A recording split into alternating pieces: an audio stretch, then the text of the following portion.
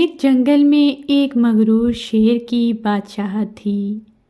اس کو اپنی بادشاہت پر بہت غرور تھا۔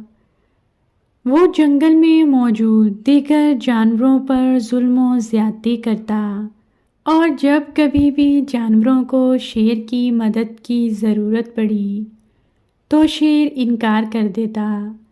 چونکہ اس کی بادشاہت تھی تو اس کا فرض تھا کہ وہ اپنی رعایا کا خیال رکھتا، لیکن افسوس وہ ایک اچھا بادشاہ ثابت نہ ہو سکا۔ ایک دن جنگل کے تمام جانوروں نے مل کر یہ طے کیا کہ کیوں نہ اس بادشاہ کو سبق سکھایا جائے۔ لومڑی بادشاہ کی خدمت میں حاضر ہوئی اور بادشاہ سے کہنے لگی، بادشاہ سلامت، ہم نے آپ کے لیے دعوت کا انتظام کیا ہے۔ شیر یہ سن کر بہت خوش ہوا۔ شیر لومڑی سے پوچھنے لگا کہ دعوت کا انتظام کس جگہ پر کیا ہے؟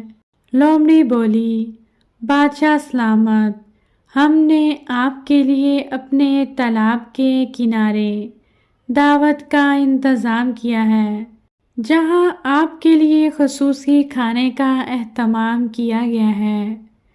مگرمچھ آپ کو تالاب کی سیر کروائے گا، بطخ آپ کو ڈانس دکھائے گی۔ اگلے دن جب بادشاہ دعوت میں گیا تو وہاں سب سے پہلے بطخ نے ڈانس کر کے دکھایا، جسے دیکھ کر بادشاہ بہت خوش ہوا۔ پھر مگرمچھ بادشاہ کو اپنی پیٹھ پر سوار کر کے تالاب کی سیر کروانے لگا۔